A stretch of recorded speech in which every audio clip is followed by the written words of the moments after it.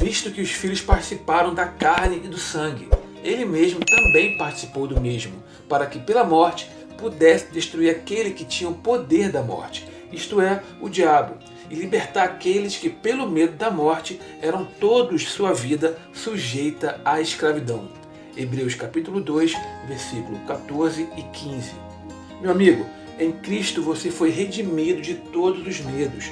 Você não precisa mais viver com medo do julgamento, punição e condenação de Deus por seus pecados.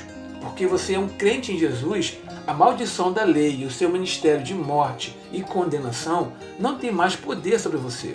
A palavra de Deus proclama vitoriosamente que Cristo comprou nossa liberdade, nos redimindo da maldição da lei e sua condenação, tornando-se Ele mesmo maldição por nós.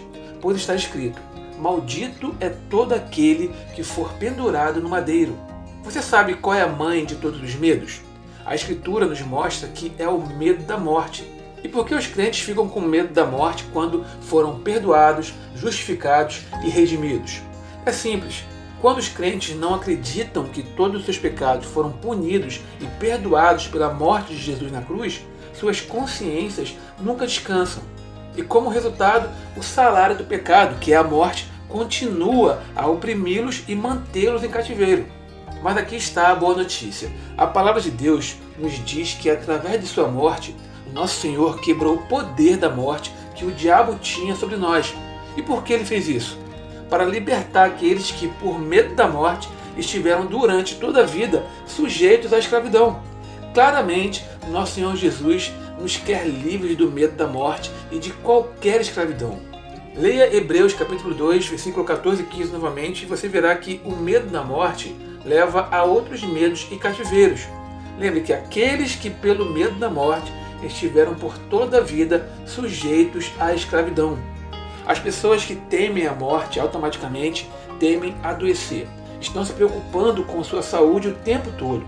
Cada pequeno sintoma lhes causa ansiedade e os mantém correndo para os médicos.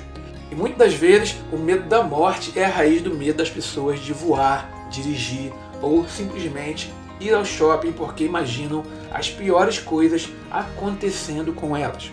Para algumas pessoas, o medo da morte é tão grave que interfere em sua vida diária.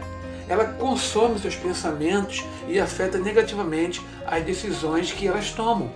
E hoje eu quero te encorajar a reservar um tempo para se ancorar na verdade de Hebreus capítulo 2, versículos 14 e 15.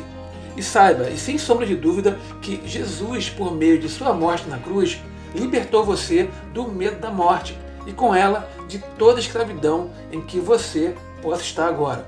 O versículo 15 nos mostra claramente que no momento em que o medo da morte é removido do seu coração, sua escravidão é removida.